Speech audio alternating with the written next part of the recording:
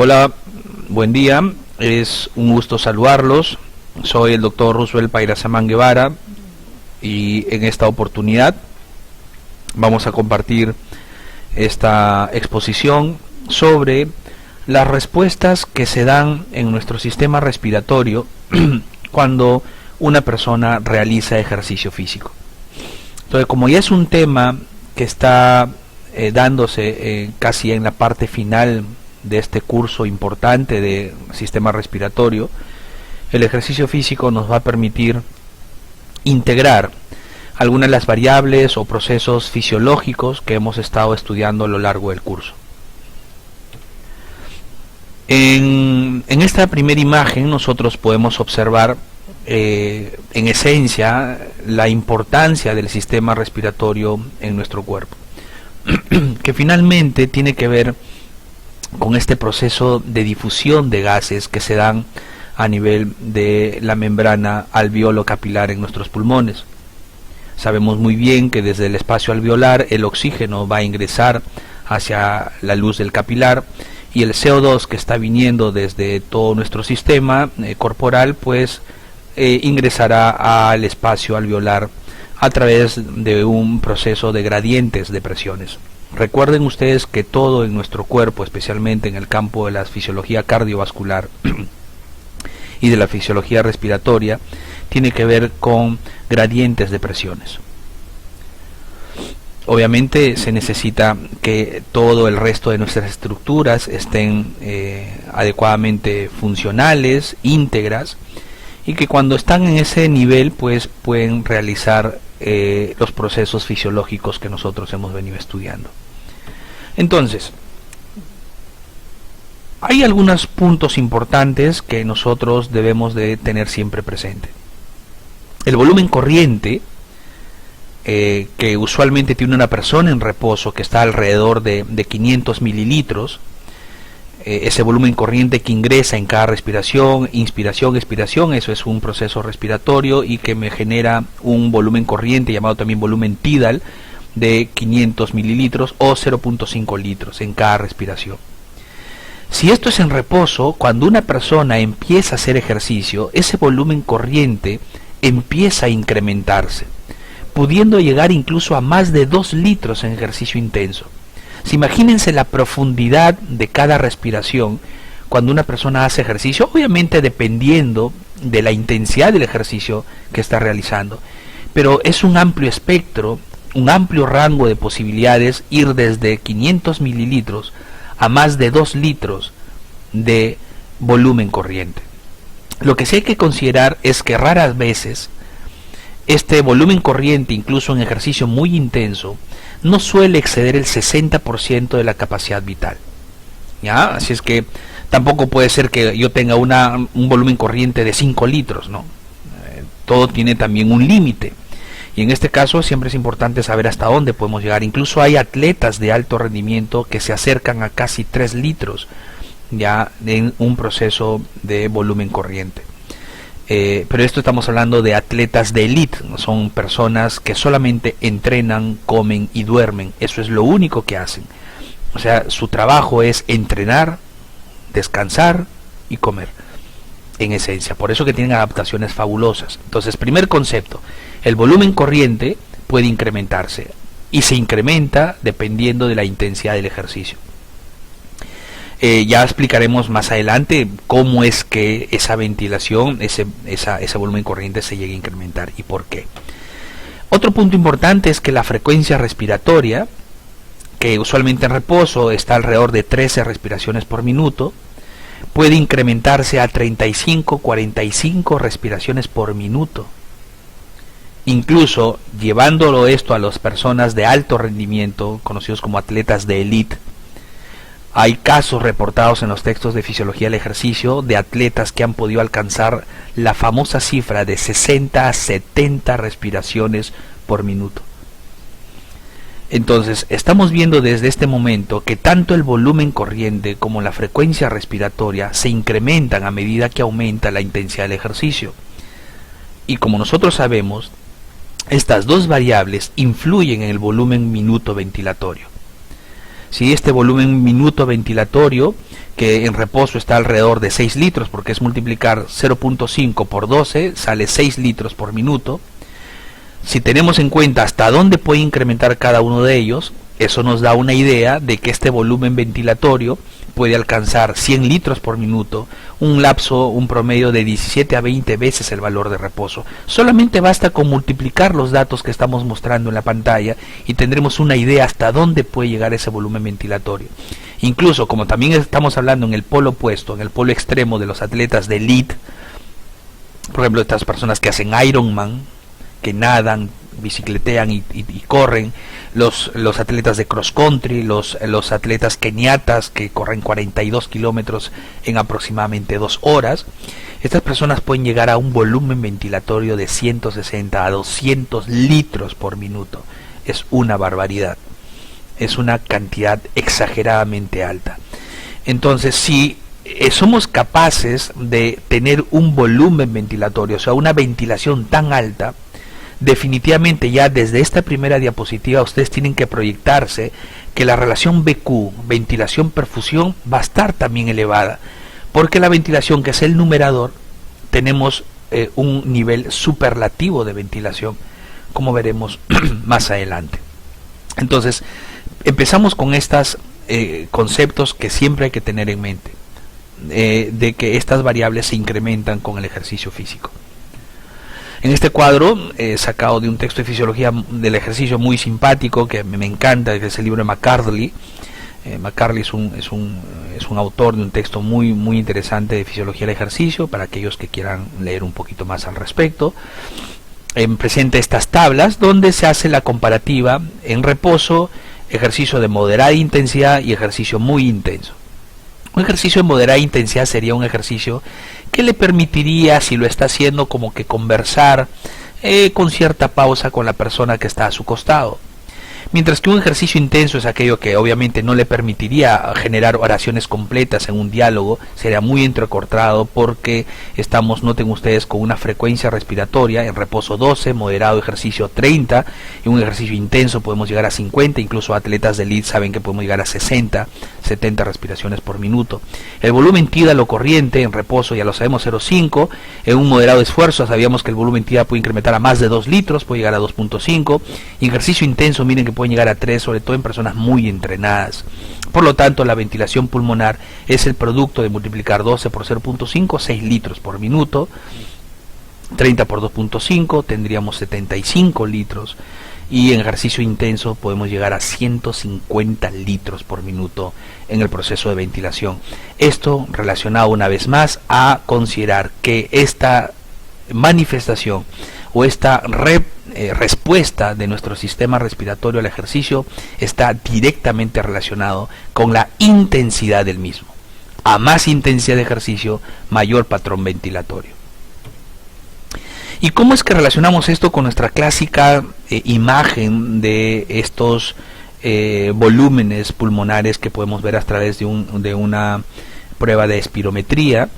Esta curva nosotros la conocemos bien. Acá tengo, según el puntero, tengo el volumen corriente, sí, que es bastante regular y aproximadamente 500 mililitros. Luego tenemos el volumen expiratorio de reserva, y luego tenemos ya desde el volumen corriente hacia arriba el volumen expiratorio de reserva. Todo esto vendría a ser la capacidad vital. Y luego continuamos con esto. Por debajo de este punto tendríamos el volumen residual. Noten ustedes que en esta imagen podemos nosotros sacar una línea muy interesante. Esta imagen es una imagen sacada de un texto de fisiología del ejercicio del Colegio Americano de Medicina del Deporte. Es una imagen que nos da una idea clara de cómo desde el reposo puedo modificar el volumen corriente dependiendo de la intensidad del ejercicio. Noten ustedes, acá tenemos un ejercicio de baja intensidad, como caminar tranquilamente, un ejercicio de moderada intensidad, que es hacer una especie de footing, una caminata rápida, y un ejercicio intenso, como por ejemplo trotar o correr rápido. Entonces noten ustedes que a medida que la intensidad va aumentando hacia la derecha, el volumen corriente empieza a incrementar su volumen, valga la redundancia. En un ejercicio de de baja intensidad, pues de 0.5 litros se habrá incrementado a 0.8, 0.9, 1. Luego pasamos, noten ustedes, a un ejercicio de moderada intensidad, donde el volumen corriente, su profundidad en la respiración es mucho mayor. Luego, cuando vamos a un ejercicio más intenso, se hace mucho más profundo. Y noten acá en la parte final que se hace un comparativo en un máximo esfuerzo de una persona no entrenada versus una persona entrenada. Y noten ustedes que lo que está sucediendo acá es que incrementa de una forma muy similar, tanto en el entrenado como en el no entrenado, en cuanto a la profundidad de respiración, pero esta profundidad de la respiración es a costa de quién. Es a costa, en el no entrenado, del volumen expiratorio reserva. Si nosotros trazamos una línea que va desde donde está el puntero láser hacia la parte más profunda en el ejercicio intenso, notamos que la profundidad del volumen tidal va a ser a costa de ganar terreno en el volumen expiratorio de reserva y en el volumen inspiratorio de reserva. O sea que va a haber una disminución de esos territorios, como vamos a ver en una imagen posterior. En cambio, en el atleta de alto rendimiento es mucho más importante lo que se gana en relación con el volumen inspiratorio de reserva. ¿En qué consiste esto? ¿Qué repercusión tiene esto? Pues lo habíamos mencionado anteriormente, solo que en forma gráfica veo cómo va modificándose el volumen corriente, y acá vemos la ventilación minuto de reposo y cómo va incrementándose a lo largo de la intensidad del esfuerzo. Por lo tanto, en esta imagen también sacada de McCarthy, pueden ver ustedes cómo el volumen tidal, que estábamos en reposo, ¿sí? Que estábamos aquí alrededor de unos 6 litros más o menos para volumen ventilatorio, en correlación a 0.5 de volumen tidal. A medida que va aumentando la ventilación, producto de un esfuerzo que está haciendo la persona, recuerden que a mayor volumen ventilatorio, las demandas metabólicas o la demanda de esfuerzo que está haciendo la persona genera un incremento del volumen tidal hacia arriba y hacia abajo, y quizás lo que más va a ganar en terreno es a través del volumen expiratorio de reserva. Entonces, según una pregunta de examen, me señalan de que cuáles de los volúmenes pulmonares pueden reducirse en un ejercicio de moderada a alta intensidad, pues señalaríamos que hay una disminución del volumen expiratorio a reserva y una disminución del volumen inspiratorio a reserva, porque el volumen tidal ha ganado terreno para arriba y para abajo. El que no se modifica es el volumen residual.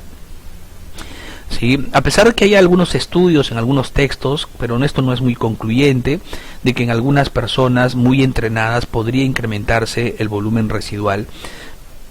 Pero como digo, esto no es una cosa consistente. Asumiendo, también hay que considerar que esto es una aplicación de la fisiología durante el ejercicio físico con repercusión respiratoria, para propósito de hacer la integración en nuestro propósito de estudio, considerando también que la mayor parte de las personas que vamos a tratar en algún momento son personas que no son de élite desde el punto de vista deportivo, sino pues son personas que posiblemente tengan alguna patología de fondo que requieran hacer ejercicio, y hay que considerar estas variables desde el punto de vista mucho más natural.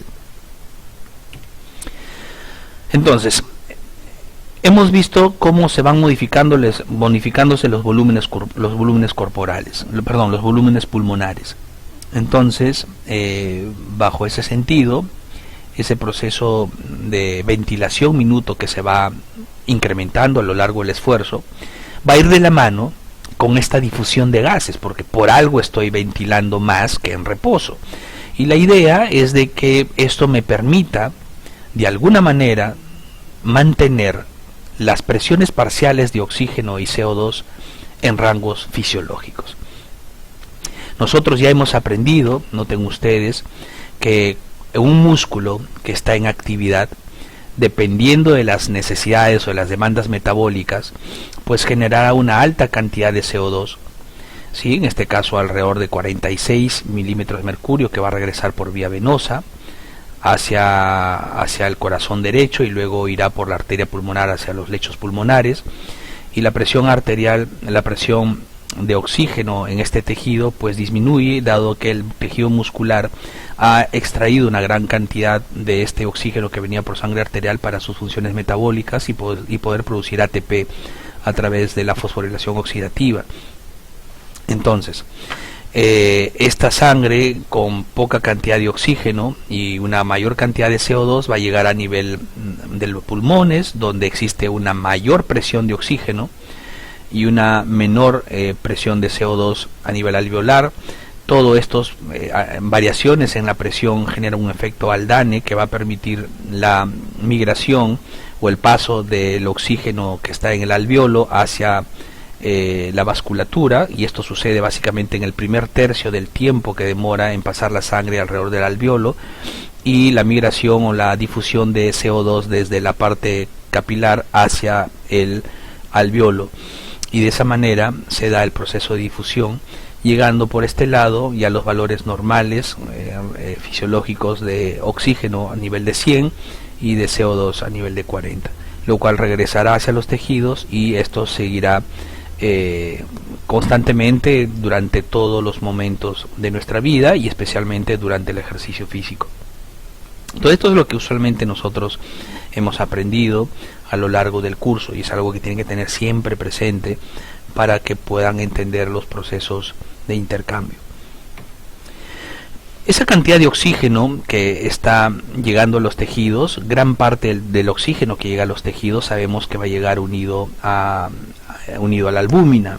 En promedio, si asumimos que hay un 100% de saturación de la hemoglobina, significa que vamos a tener aproximadamente 20 mililitros de oxígeno por cada 100 mililitros de sangre.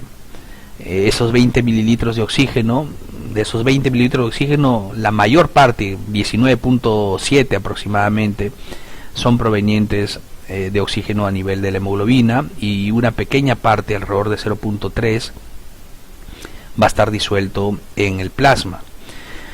Entonces esta curva de disociación de la hemoglobina, que también la conocemos, nos muestra básicamente una curva sigmoidea que permite entender que dependiendo de las presiones parciales de oxígeno en el plasma, se va a dar una determinada saturación. Y sabemos que la P50, que es la presión arterial de oxígeno, que se correlaciona con un 50% de saturación, está alrededor de 27, 28 aproximadamente, ¿no?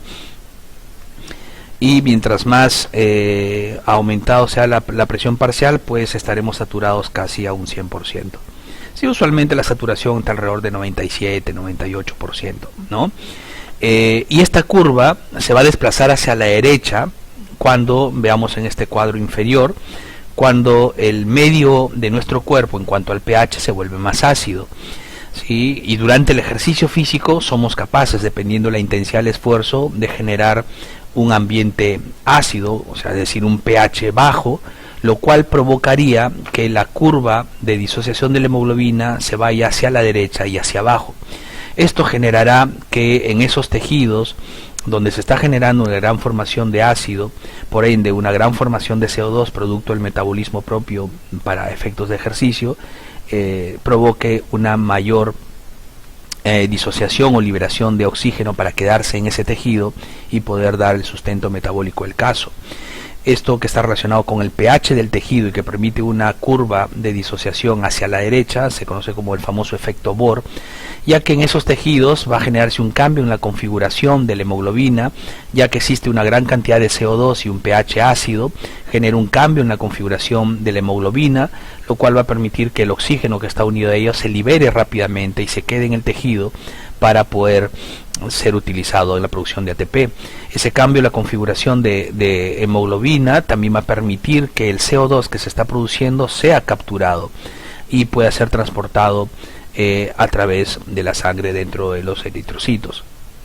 Eso es lo que va a pasar cuando la persona hace un ejercicio de relativa intensidad. También la temperatura que se puede provocar durante el esfuerzo. Ojo, una persona en ejercicio físico puede generar un incremento de su temperatura corporal. Sí, en estudios donde se han hecho mediciones de la temperatura en diferentes niveles de esfuerzo, esto midiendo incluso con temperatura rectal, se puede encontrar muchos casos de personas que pueden incrementar su temperatura hasta 39 grados centígrados. Entonces el aumento de la temperatura corporal también incrementa, que genera que la curva de disociación de la hemoglobina se vaya hacia la derecha y hacia abajo.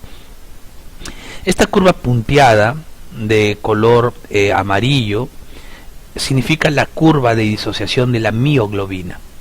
Entonces, ¿por qué hago mención a esto? Porque en las células musculares tenemos esta proteína que es muy similar a la hemoglobina, pero es una proteína que está específicamente en gran proporción dentro de las células musculares, especialmente la célula muscular esquelética, y es una proteína que tiene una alta afinidad por la hemoglobina, perdón, por el oxígeno.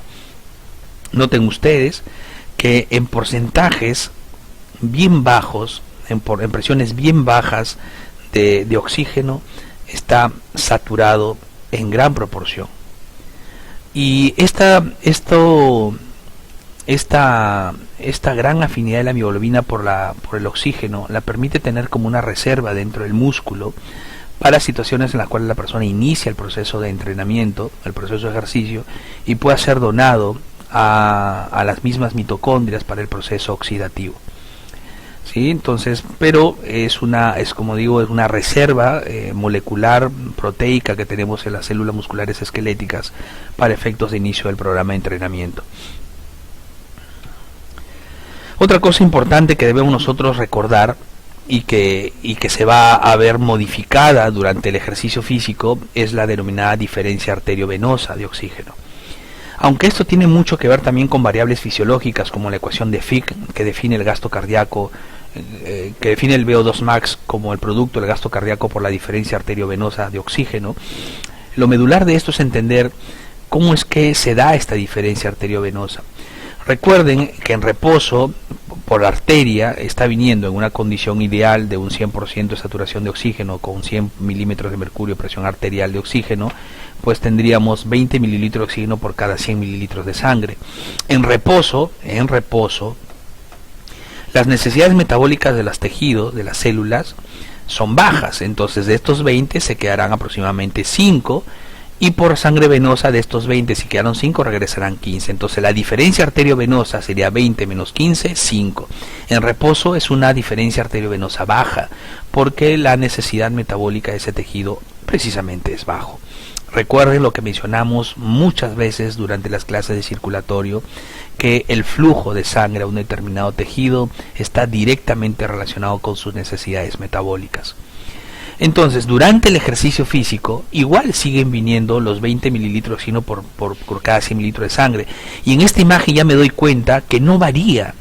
Si estamos a nivel del mar y una persona empieza a hacer ejercicio, su saturación de oxígeno no va a cambiar, porque si cambiaría, si bajaría su saturación de oxígeno, la cantidad de sangre que yo tendría, la cantidad de oxígeno en sangre sería menor. Recuerden esas ecuaciones que veíamos en Neumo. Ya, esto ya son integraciones, entonces no solamente hay que hablar de circulatorio, sino también de la parte del sistema, no solamente hay que hablar de respiratorio, sino también hay que hablar algo de circulatorio. Entonces recuerden esto, que mientras estemos a nivel del mar, la saturación y las presiones parciales van a ser muy similares. Por eso que durante ejercicio físico, a nivel de todo mi cuerpo, por sangre arterial seguirán yendo 20 mililitros de oxígeno por cada 100 mililitros de sangre. ¿Correcto? Pero como ya los tejidos están demandando más aporte de oxígeno para sus funciones energéticas, ya que van a producir ATP para el gasto que están teniendo, entonces de estos 20 se quedarán 15 y por sangre venosa saldrán 5. Entonces la diferencia arterio-venosa, arterio 20 menos 5 venoso me da 15. Quiere decir que la diferencia arterio-venosa de oxígeno durante el ejercicio físico aumenta. Y esto tiene una gran relación por las demandas metabólicas del tejido.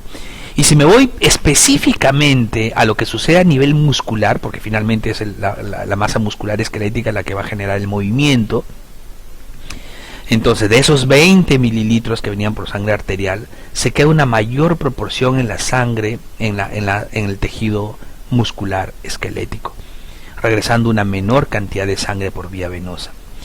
¿Sí? Esto es específicamente a nivel muscular, ¿sí? En un ejercicio de alta intensidad. ¿Ya? Pero en promedio, a nivel de todo el cuerpo, todas nuestras células en gran proporción están teniendo una mayor demanda metabólica, y esto provocará que la diferencia arteria-venosa de oxígeno aumente durante el ejercicio físico, a diferencia del reposo, que es menor. En este gráfico con este gráfico empezamos a ver algunas variables ya de cambios que se dan durante el ejercicio físico, aparte de las que he mencionado, y hay una correlación directa entre el gasto cardíaco, que noten ustedes en este eje las X se encuentra el gasto cardíaco, y en el eje de la Y la presión de la vasculatura pulmonar.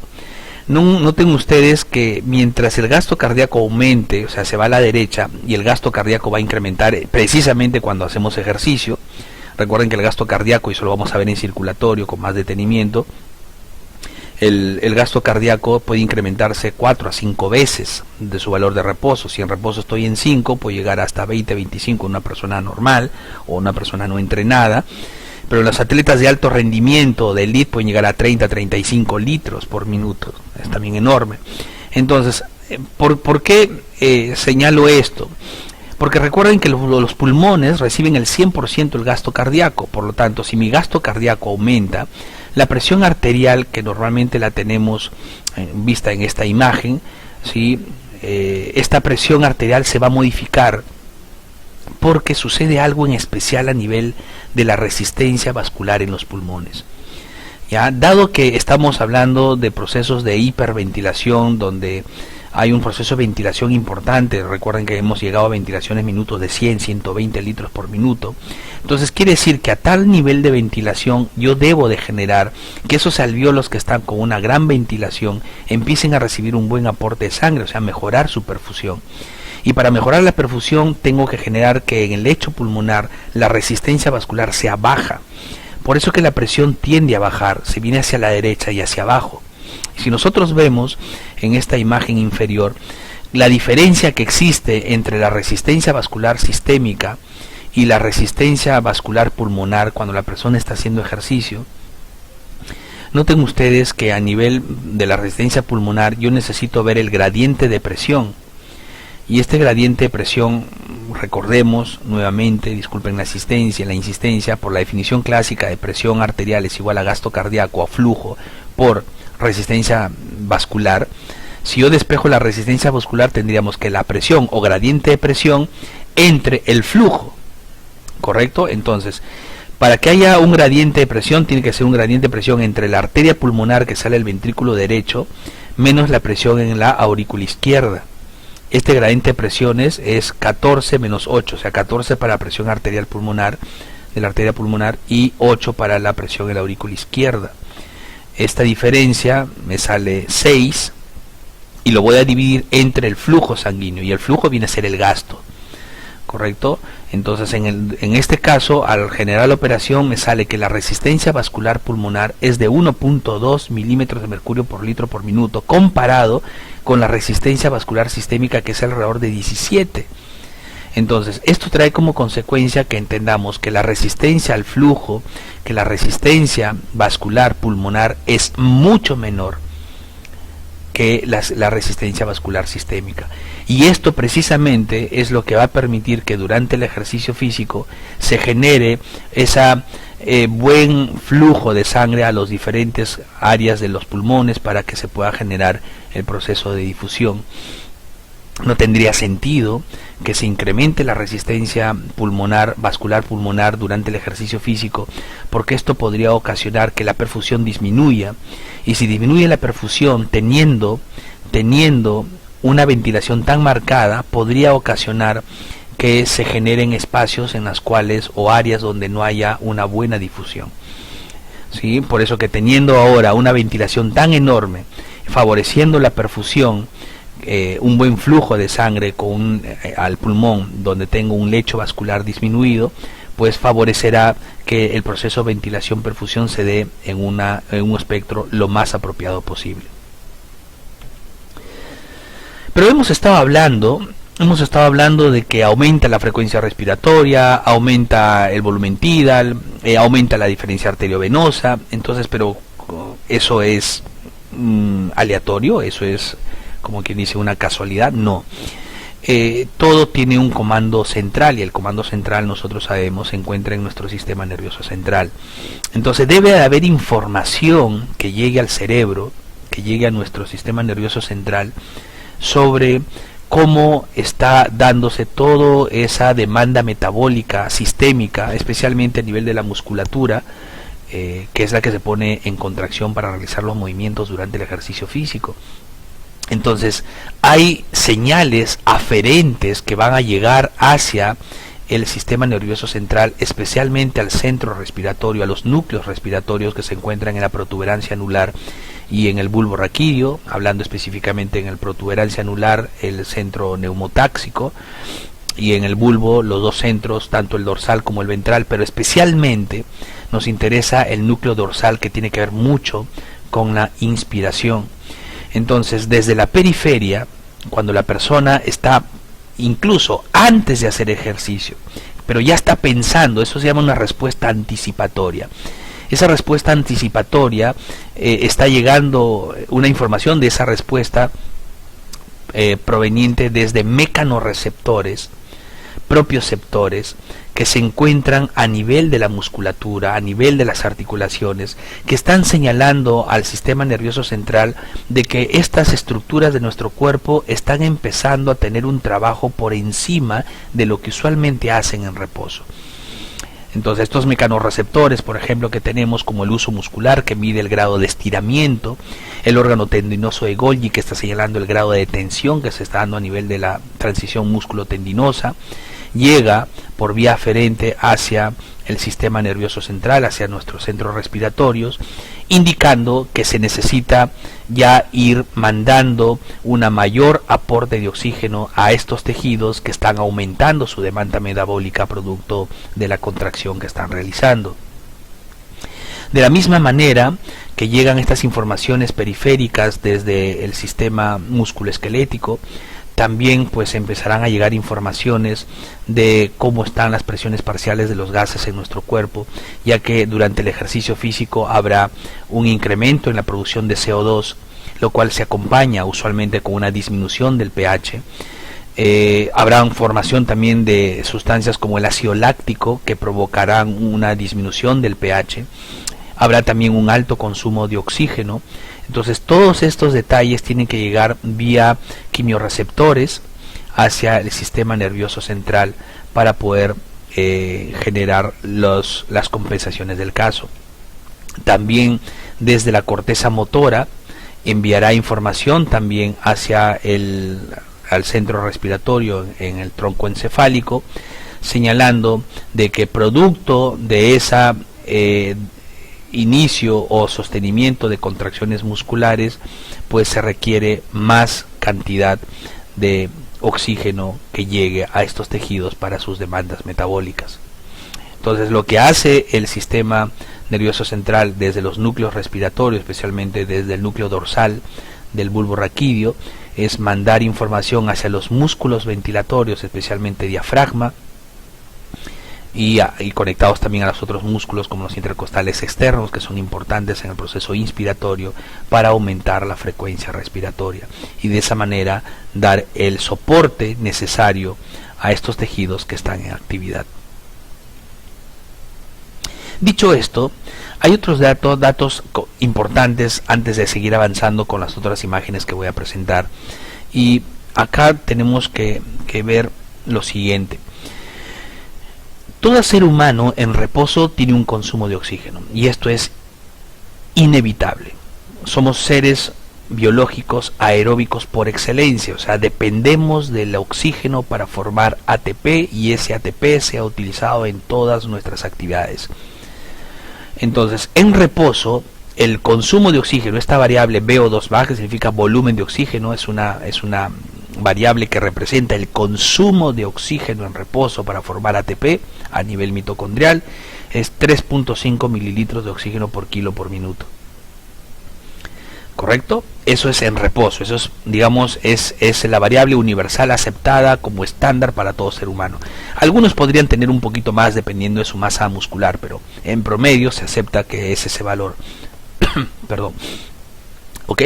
Entonces, la otra variable importante a entender, que ya lo hemos revisado en circulatorio cuando vimos la ecuación de Fick, que el VO2 max es el volumen de oxígeno máximo consumido, es el indicador por excelencia de la capacidad cardiorrespiratoria de una persona.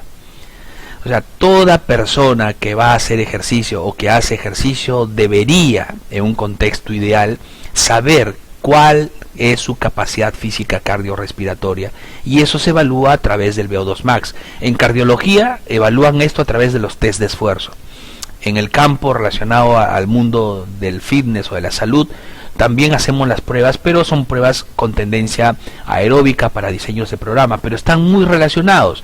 Si yo tengo un paciente con síndrome metabólico, solicitaremos a cardiología el respectivo test de esfuerzo cardiológico, dentro de los cuales se analiza esta variable, y con esta variable expresada en mililitros de oxígeno por kilo por minuto se puede indicar la intensidad de esfuerzo a la cual va a trabajar la persona. Muy importante, por favor. Toda actividad, en este caso todo ejercicio físico, genera un consumo de oxígeno. Así usted camine sin reposo, sentadito o echadito ahí en su cama, está consumiendo 3.5 mililitros de oxígeno por kilo por minuto. Cuando usted empieza a moverse, como caminar, o haciendo un footing, o a trotar, o a correr, o a montar bicicleta, o elíptica, o a nadar, cualquier actividad, cualquier ejercicio físico, hasta cuando está haciendo pesas, va a generar siempre, en todo momento, un consumo de oxígeno. Y este consumo de oxígeno, en todo momento, para toda persona, representa un porcentaje de su VO2 max. Entonces se hace esta ecuación: el consumo de oxígeno de esa actividad representa un porcentaje de su VO2 max. ¿Y a qué es igual VO2 max? Es igual al gasto cardíaco por la diferencia arteriovenosa. Y ya sabemos cómo es que se forma esta diferencia arteriovenosa. Y el gasto cardíaco lo hemos estudiado hasta el cansancio en sistema circulatorio. Entonces, con estos conceptos claves muestro esta diapositiva. En el eje de las X pueden ver ustedes el consumo de oxígeno de una actividad específica. Imaginemos trotar, una persona que está trotando. A medida que me voy hacia la derecha, si el consumo de oxígeno aumenta, es porque cada vez ese trote se está haciendo más intenso. Y noten ustedes que a medida que aumenta la intensidad del esfuerzo, representado esto como un aumento del consumo de oxígeno, en el eje Y estoy viendo cómo se modifican las presiones parciales de oxígeno y de CO2. Y noten ustedes, en color amarillo tengo la presión parcial de oxígeno a nivel alveolar. Y a medida que aumenta el esfuerzo, casi en la mayor parte del tiempo, la variable de esa presión se ha mantenido muy estable. Bastante estable. Noten ustedes que casi ha estado siempre alrededor de 100 milímetros de mercurio en el alveolo, y eso es lo que consideramos nosotros que es fisiológico. Pero como a medida que aumenta el esfuerzo, ¿qué sucede con la ventilación? ¿Aumenta o disminuye? ¿Qué pasa con la frecuencia respiratoria cuando yo aumento la intensidad del esfuerzo? Porque recuerden que mientras me voy a la derecha tengo más consumo de oxígeno, que significa más esfuerzo, más demanda. Entonces, ante una demanda de ejercicio elevada, la frecuencia respiratoria ¿aumenta o disminuye? Aumenta, ¿cierto? Entonces, si aumenta, estoy generando un proceso de hiperventilación. ¿Qué pasa cuando hay hiperventilación? Acuérdense de esa ecuación de que la presión alveolar de CO2 es igual a su volumen sobre la ventilación alveolar. Si aumenta la ventilación alveolar, ¿qué pasa con la presión alveolar de CO2? Disminuye.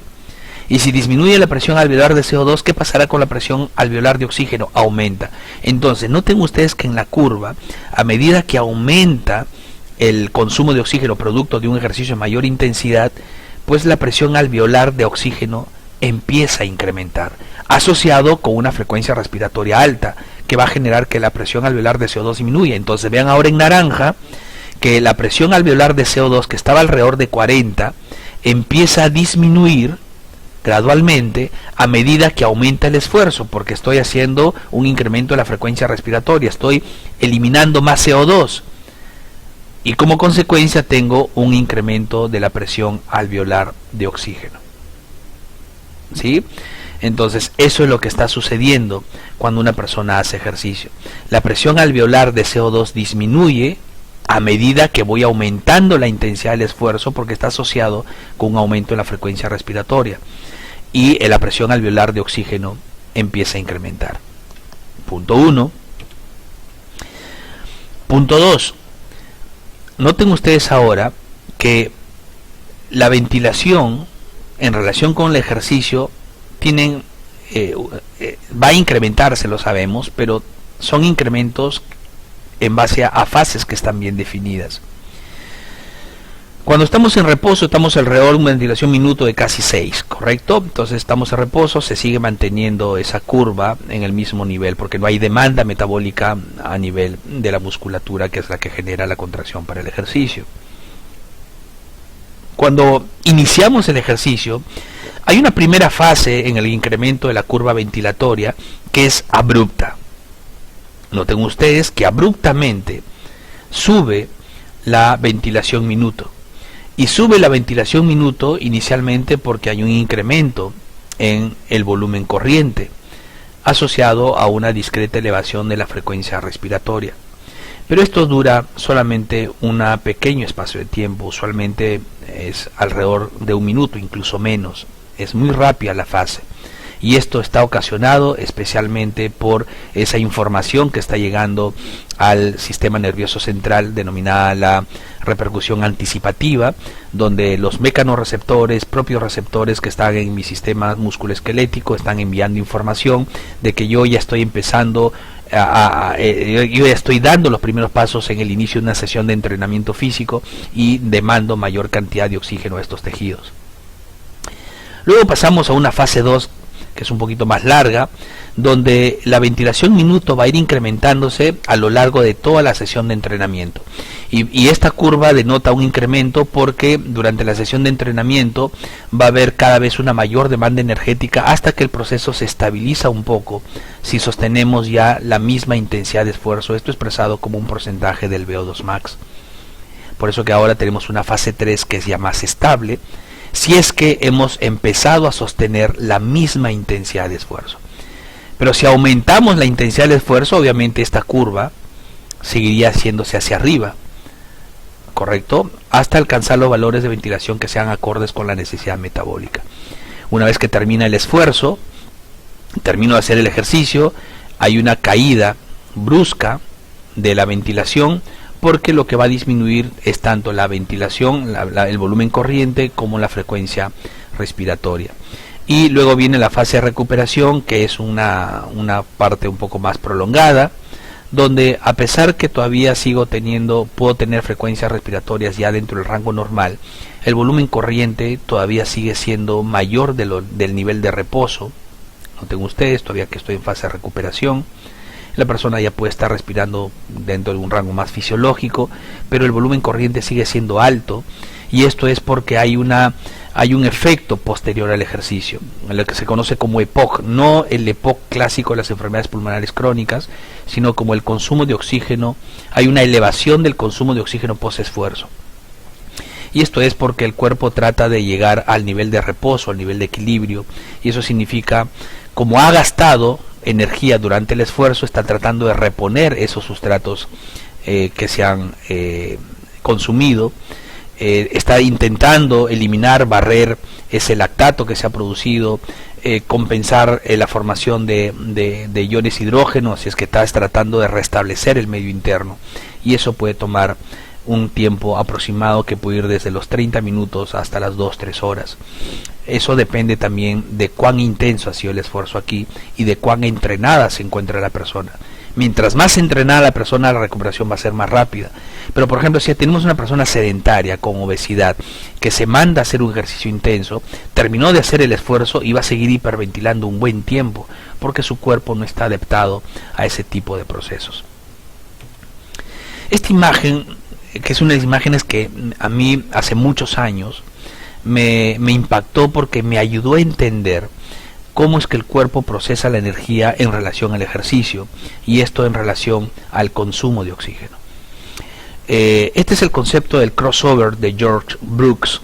Brooks es un fisiólogo norteamericano que ha publicado varios estudios en revistas relacionadas a fisiología del ejercicio, y es autor de un texto de bioenergética muy interesante que habla sobre todos estos conceptos, y se señala en estos estudios que en relación al porcentaje del VO2 max, yo tengo en este eje las Y el tipo de sustrato que voy a utilizar predominantemente durante el ejercicio. Y noten ustedes que en intensidades relativamente bajas del VO2 max, el sustrato que más estoy utilizando es este de color rojo, y este de color rojo es grasa. A medida que aumento la intensidad del ejercicio, lo que va a empezar a ganar terreno es este de color amarillo, y este de color amarillo es carbohidratos. Eso significa que si sostenemos un ejercicio relativamente intenso, por encima del 50-60% del VO2 max hacia el 100%, consumiré mayor cantidad de carbohidratos para generar ATP. Pero ahí existe un tema, un detalle, que mientras más carbohidratos yo utilice, tendré mayor posibilidad de formación de ácido láctico.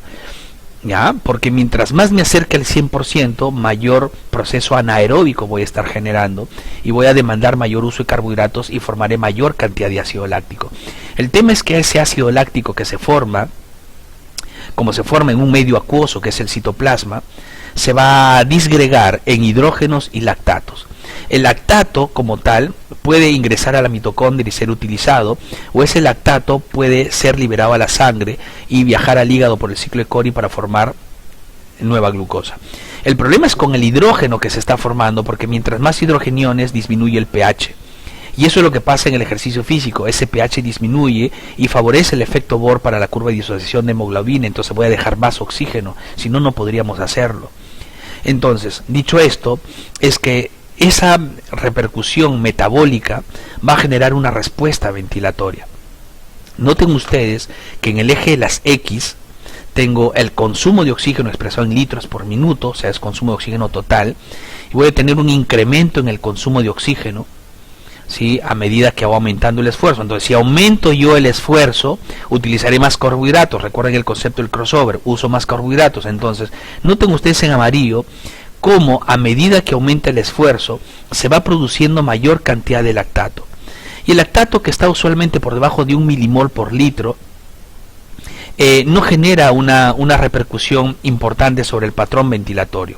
O sea, esta curva roja que ustedes están viendo, que aumenta el volumen ventilatorio, no es por un incremento en el lactato, es por un incremento en las demandas metabólicas, porque se está produciendo CO2, ¿correcto? Y ese CO2 es rápidamente capturado o digamos sensado por los quimiorreceptores, y que mandarán una regulación hacia el sistema nervioso central para aumentar la ventilación, ¿correcto? Entonces estoy teniendo esto, por eso que aumenta el volumen ventilatorio, que es el de color rojo. Entonces hasta acá estoy teniendo básicamente la misma concentración de lactatos. Esta curva ventilatoria no es explicada por un incremento en el punto de lactato sanguíneo. Cuando ya la curva de lactato empieza a incrementarse por encima de 1, se conoce como el umbral láctico. El umbral láctico significa un punto en el cual, dependiendo de la intensidad del esfuerzo, ya empiezo a acumular lactato por encima de 1 milimol por litro. Entonces, si yo sigo la tendencia de la curva de color rojo, ¿correcto? Acá ya noten ustedes que la curva ya se va hacia arriba. Entonces, este punto que se correlaciona con el umbral láctico, que me está señalando que el sustrato predominante para formar ATP es el glucógeno muscular, o sea, el carbohidrato, está generando ácido láctico, que como ya hemos dicho, ese ácido láctico se digrega en hidrógeno y lactato. El hidrógeno genera una disminución del pH, y si disminuye el pH, eso genera una respuesta a nivel de los quimiorreceptores centrales, especialmente, obviamente asociado a CO2, para incrementar más la ventilación. Y este punto de inflexión se le conoce como umbral ventilatorio. Esto, en el mundo del ejercicio físico, el umbral ventilatorio me habla del punto en el cual la demanda metabólica está produciendo un acúmulo de ácido láctico que influye en la respuesta ventilatoria. Si aumento el ejercicio en cuanto a intensidad, seguiré produciendo más lactato, más lactato, más lactato, hasta que llegue aproximadamente a 4 milimoles por litro. Cuando llegamos a 4 milimoles por litro, eso se conoce como el punto obla. El obla es una expresión en inglés que significa el punto de inicio de acumulación de ácido láctico.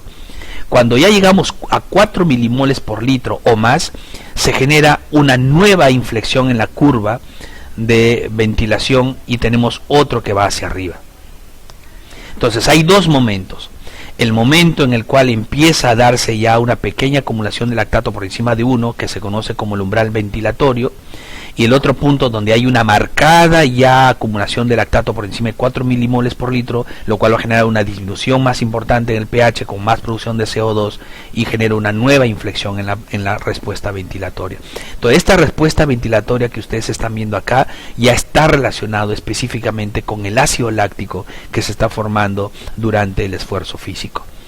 Estos estudios nosotros lo podemos realizar con mascarillas especiales en el laboratorio, en los consultorios de fisiología del esfuerzo, para establecer el punto en el cual la persona estaría entrando en una alta demanda energética sin la necesidad de estar hincando y sacando sangre para ver el lactato sérico. Ya es una alternativa importante conociendo cómo responde la ventilación en relación a las curvas de lactato en sangre producto del metabolismo energético. Para ir terminando ya con estas alteraciones o modificaciones o respuestas que se dan en el campo del sistema respiratorio, noten ustedes que en esta imagen se genera las curvas de las presiones parciales y del pH en relación a un ejercicio intenso pero en atletas de élite. Habíamos mencionado en diapositivas anteriores de que usualmente en las personas no entrenadas de élite, sino una persona digamos normal, con una mediana condición física, sus presiones alveolares de oxígeno y de CO2 se van a mantener siempre muy estables, excepto que empiece a haber un ejercicio más intenso donde por la hiperventilación se genere un aumento de la PaCO2 alveolar y una disminución de la presión alveolar de CO2. En este caso, noten ustedes que a medida que se incrementa la intensidad del esfuerzo, yendo desde el nivel de reposo hasta el máximo esfuerzo, nuevamente aparece el porcentaje del VO2 max, que es importantísimo medirlo, y en el eje Y tengo las presiones. Noten ustedes que en estos atletas de élite se genera un incremento gradual de la presión alveolar de oxígeno y una disminución importante en la presión una presión alveolar de oxígeno, y noten ustedes que se nota que la presión arterial de oxígeno comienza a disminuir. Entonces la gradiente alveolo arterial de oxígeno se incrementa notablemente en esto. Y muchas veces en estos atletas de alto rendimiento, que son digamos respuestas muy peculiares, muy especiales en ellos, que son procesos de adaptación que no está muy dilucidado todavía por qué razón se genera tal gradiente importante en ellos. Esta gradiente alveolo arterial de oxígeno suele asociarse con una disminución en la saturación de oxígeno en este tipo de personas muy entrenadas. Y eso es lo que se refiere en las bibliografías de fisiología del ejercicio como hipoxemia inducido por ejercicio. Pero repito, son datos que aparecen especialmente en atletas de alto rendimiento. ¿Ya? El pH, obviamente, a medida que va aumentando el porcentaje del VO2 max, va a ir disminuyendo, y esto obviamente va a generar un aumento en la ventilación.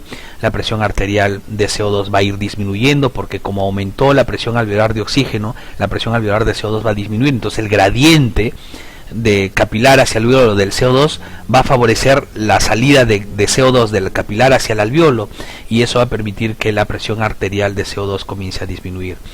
Entonces este es un dato que quise ponerlo como una referencia, porque muchas veces se ha dicho que los atletas de alto rendimiento de élite están sometidos a tal carga de entrenamiento físico que ya hasta cierto punto comienzan a romper lo que es saludable.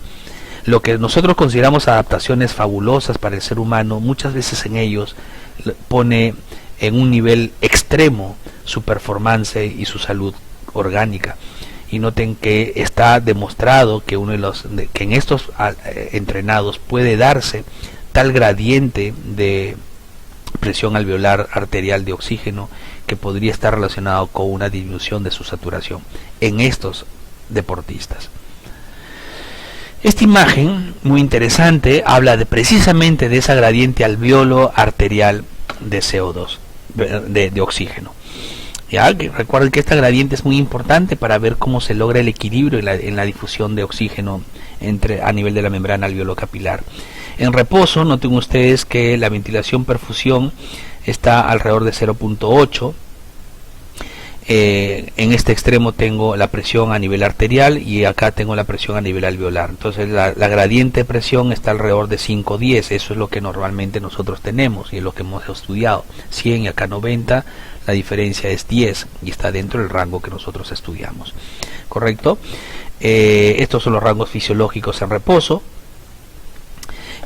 Acá tenemos una persona normal, lo que había mencionado, una persona que hace ejercicio pero no es de élite. ¿Correcto? Entonces, miren que el BQ, esta es una persona entrenada que tiene 45 mililitros de oxígeno por kilo por minuto, es una capacidad cardiorrespiratoria bastante buena, no como esta de aquí que es un elite que pues, sí tiene 70, ¿no? Esto es lo que usualmente vemos en las olimpiadas, ¿no? Son atletas ya pero ranqueadísimos.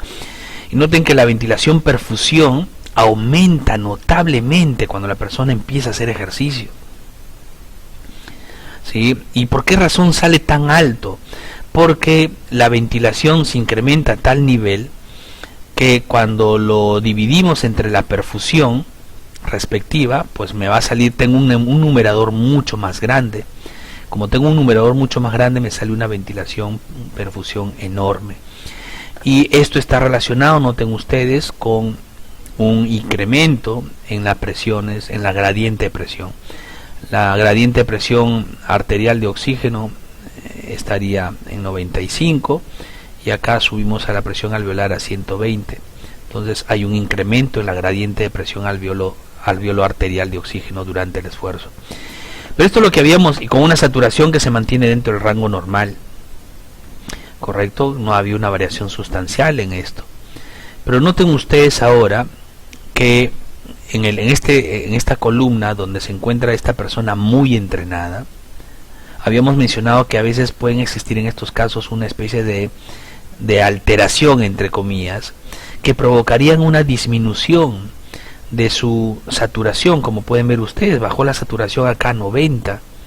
¿Y por qué razón? Porque se genera tal gradiente alveolo arterial de oxígeno, donde pueden darse diferentes explicaciones para esta gradiente, con una BQ que está sometida a una mala distribución, pueden generarse shunts o puede haber un desequilibrio en la difusión. Son varias alternativas que se ponen como hipótesis para explicar por qué razón en este atleta de elite, ¿sí?, teniendo un BQ alto, comienza a tener una saturación baja de oxígeno. Y esto haría, obviamente, la definición para el caso de las hipoxemias inducidas por ejercicio, pero en atletas de élite. Ya son planteamientos que se ponen porque tampoco es algo consistente. No que todos los atletas de élite van a tener este problema, o esta adaptación, o esta respuesta. Hay atletas de élite que no tienen esta respuesta, no todos lo hacen. Por eso que se muestra como una tendencia para explicar cómo se modifican los gradientes alveolos arteriales de oxígeno. Y la conclusión de esto es que toda persona, ¿sí?, yendo desde el punto de vista más natural, no es de elite, no competitivo, va a tener un incremento en su gradiente alveolo arterial de oxígeno dentro de un rango que sea aceptable para sostener una buena saturación de oxígeno. Finalmente, en este cuadro muestro, en resumen, todos los cambios que hemos conversado a lo largo de esta presentación.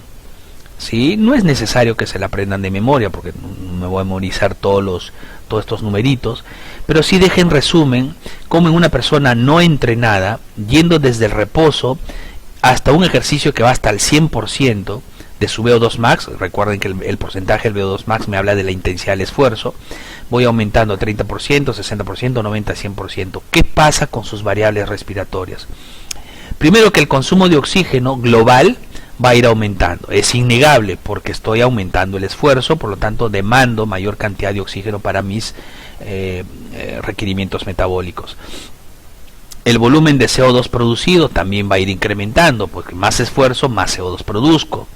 La ventilación minuto, noten ustedes que es innegable, inevitable que se aumente. Noten ustedes cómo ha ido aumentando esto. ¿Y por qué aumenta esto? Porque el volumen tidal junto con la frecuencia respiratoria, estos dos van aumentando gradualmente a medida que aumenta el esfuerzo. Si multiplican ustedes estos dos, les va a salir esta ventilación minuto que estoy señalando acá. La ventilación alveolar también aumenta, ¿sí? Ya hemos hablado de esto repetidas veces durante las clases, que en el esfuerzo, en las demandas metabólicas altas, hay un aumento de la ventilación alveolar que está relacionado obviamente con la frecuencia respiratoria, que también va incrementando.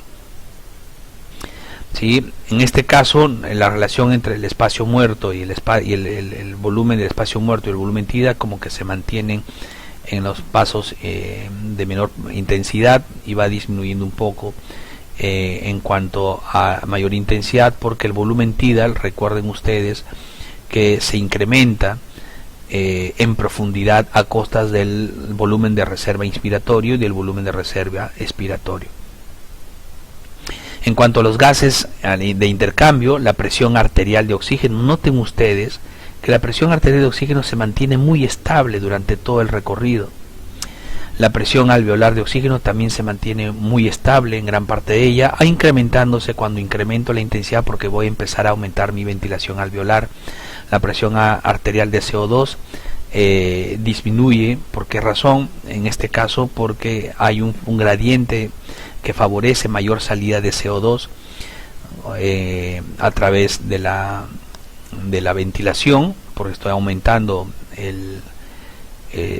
la ventilación alveolar. Ojo que esto siempre va a estar regulado para no generar una alcalosis respiratoria. Todo esto está regulado también con los quimiorreceptores, ¿correcto? La gradiente alveolo arterial de oxígeno sabemos que va a ir incrementando a lo largo del esfuerzo.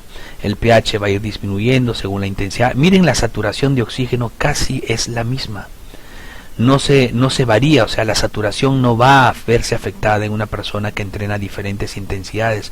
En cambio, lo que habíamos mostrado en un entrenado, un Elite B, noten ustedes que en algunos de ellos encuentran una saturación baja, pero en otros tipo de Elite también encuentran saturaciones normales. Por eso que les había mencionado que no era muy consistente, pero lo mostrábamos porque hay casos de hipoxia inducida por ejercicio en deportistas de alto rendimiento.